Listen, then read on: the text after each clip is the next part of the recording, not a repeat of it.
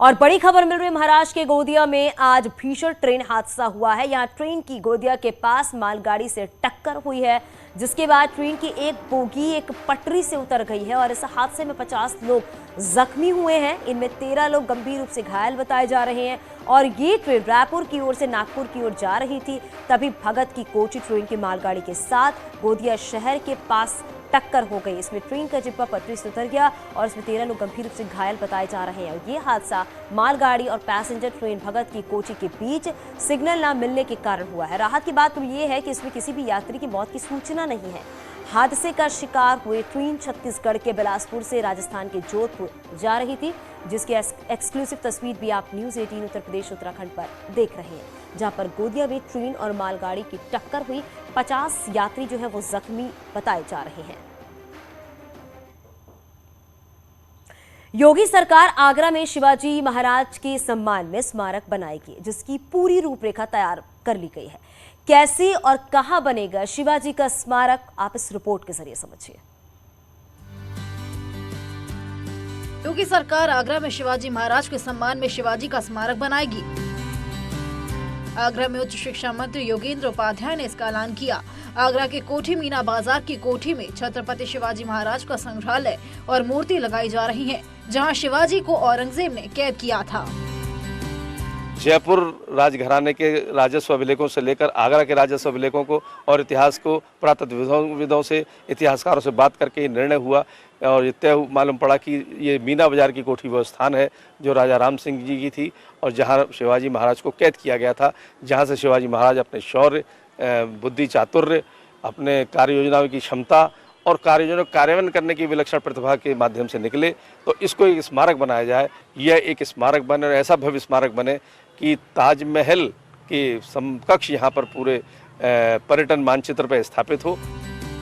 महाराष्ट्र के 200 युवा 1253 किलोमीटर की पैदल यात्रा आगरा किले से शुरू करेंगे। 4 राज्यों से यात्रा गुजरेगी और शिवाजी महाराज के गौरवशाली इतिहास को जन जन तक पहुंचाने का कार्यक्रम बना है। वहीं इस दौरान मंत्री योगेंद्र उपाध्याय ने कहा कि शिवाजी के इतिहास की अनदेखी हुई है। हिमांशु त्रिपाठी, न्यूज़ 18, आगरा। राजनीति की सतह से एक बार फिर विवाद का धुआं उठ रहा है। दरअसल 15 अगस्त के मौके पर एक कार्यक्रम को संबोधित करते हुए पूर्व विधायक और बीजेपी नेता संगीत सोम मंच से कुछ ऐसा बोल गए जिस पर विवाद तेज हो चला है। सवाल सरकार पर उठ रहे हैं। एक गुंडाई करने वाले का इलाज करने में मुझे देर नहीं लगेगी।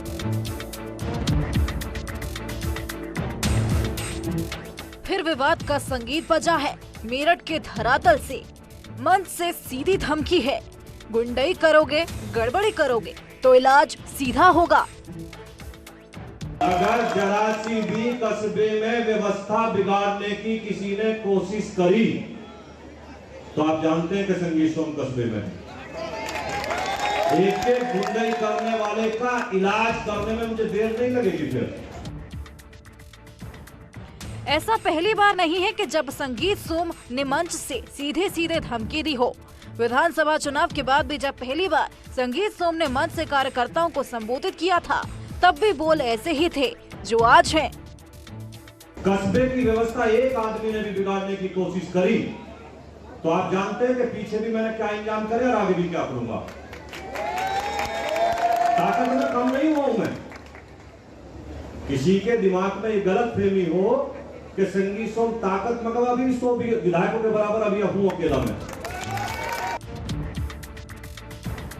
संगीत सोम के निशाने पर कौन है सब जानते हैं। 2012 से 2017 में लगातार जीत के बाद 2022 में नतीजे संगीत सोम के पक्ष में नहीं रहे। 10 साल बाद संगीत सोम समाजवादी पार्टी के नेता अतुल प्रधान से हार गए, जिसके बाद से ही संगीत सोम के सुर बदले हुए नजर आए और संगीत सोम के धमकी भरे लहजे पर अब विपक्ष आक्रामक है।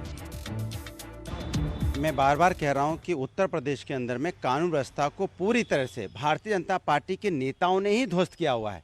अब ये जिम्मेदारी सरकार की होती है कि 15 अगस्त के दिन अगर कोई व्यक्ति इस तरह की बातें कर रहा है तो सरकार को उस पर कार्रवाई करनी चाहिए। भाई आप खुलेआम धमकी देने की बात करते हैं तो ये कानून व्यवस्था का मामला है, तो सरकार को उसको संज्ञान में लेना चाहिए। दरअसल संगीत सोम 15 अगस्त को एक कार्यक्रम में शिरकत कर रहे थे और उसी कार्यक्रम में संगीत सोम ने विवादित बयान दे दिया।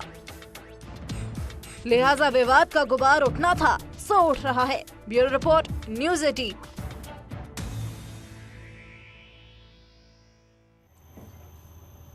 उत्तराखंड में बीजेपी प्रदेश संगठन में अब कई सीनियर नेता मार्गदर्शक मंडल में नजर आएंगे, तो वही संगठन युवाओं के हाथों में थामने की भी प्लानिंग है। 2024 को लेकर हो रहे इन बदलाव में 70 से 80% पदाधिकारी बदल दिए जाएंगे। –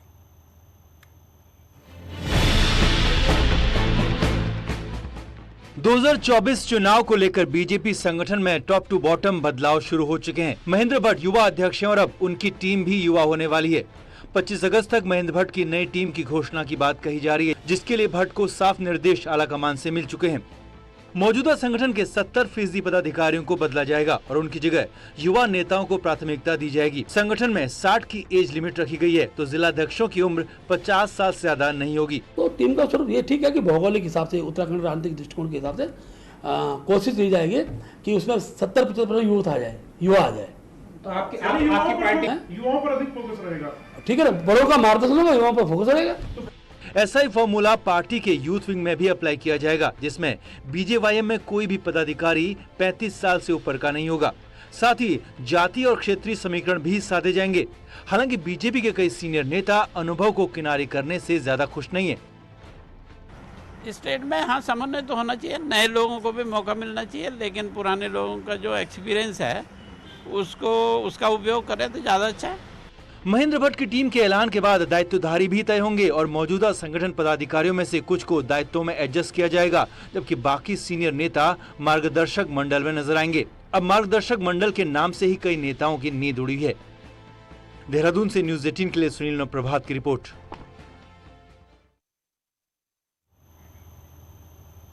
देहरादून से बड़ी खबर मिल रही है। पेपर लीक मामले में गिरफ्तार किए गए दोनों अपर निजी सचिव बर्खास्त किए जा सकते हैं।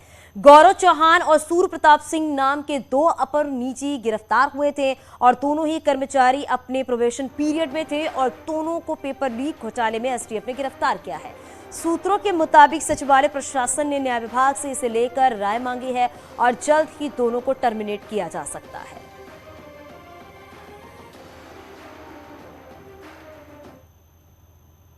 तो पेपर लीक मामले में पकड़े गए भर्ती किंग और मौजूदा जिला पंचायत सदस्य हाकम सिंह की गिरफ्तारी के बाद राजनीतिक गलियारों में हलचल शुरू हो गई है। एसटीएफ का मानना है कि इस मामले में कुछ और नेता भी शामिल हैं।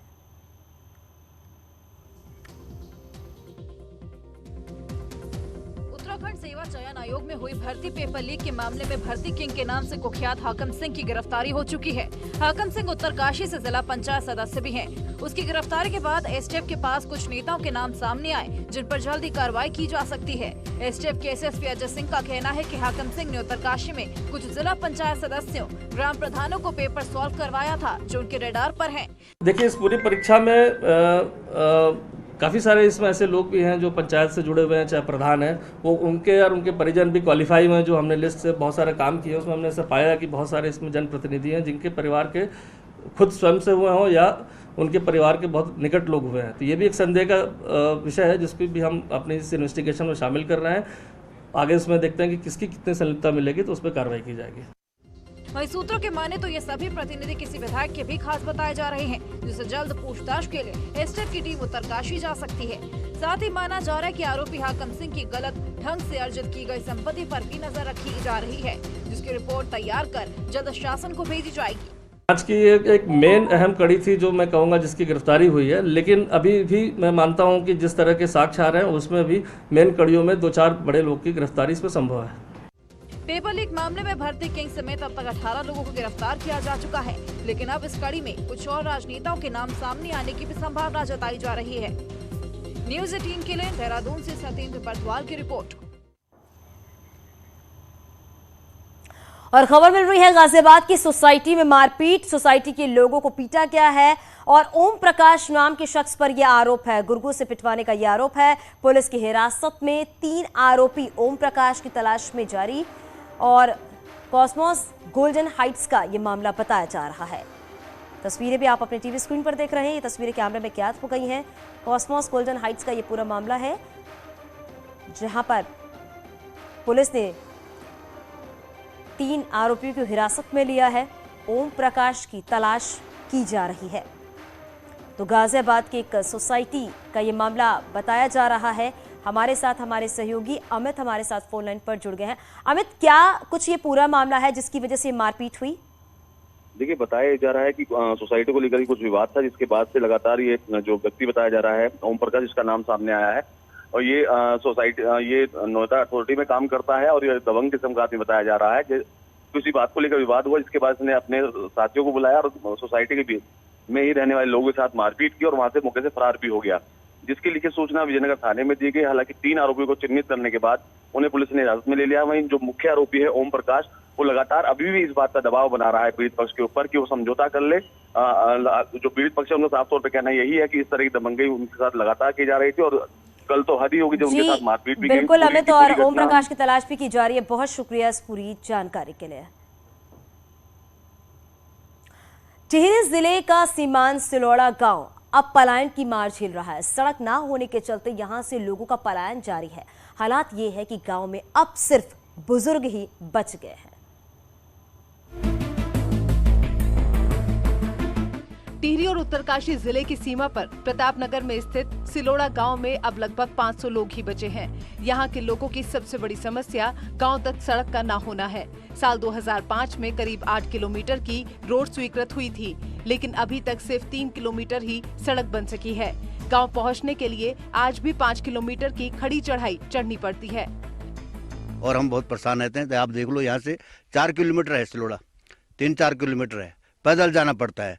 तो यहाँ से हम कोडार भी जो है हमारे लिए 5 किलोमीटर कोडार भी जाना पड़ता है। लगभग 500-700 की आबादी का गांव है और आज भी 75 साल की देश की आज़ादी की पूर्ण होने के बाद आज भी उन लोगों को कहीं 5 किलोमीटर, कहीं 7 किलोमीटर और कहीं 9 किलोमीटर पैदल चलना पड़ रहा है। वहीं सड़क न बनने पर डीएम का कहना है कि वन विभाग की तरफ से क्लियरेंस नहीं दिया गया था। इस मामले को जल्द ही सुलझा लिया जाएगा। पीडब्ल्यूडी द्वारा बनाई जा रही है और उसमें कुछ फॉरेस्ट का एरिया आ रहा था, तो उन्होंने उसको जो हमारे जो लोग नाराज थे उनसे वार्ता की है उन्होंने, और उस मामले को क्लियर करने का जल्द से जल्द हमें निर्देश भी दे दिया है। चुनाव बहिष्कार से लेकर आंदोलन तक कर चुके ग्रामीणों ने अब सड़क आने की उम्मीद भी छोड़ दी है और लोगों ने पलायन करने में ही अपनी बेहतरी समझी है। टिहरी से न्यूज़ 18 के लिए सौरभ सिंह की रिपोर्ट।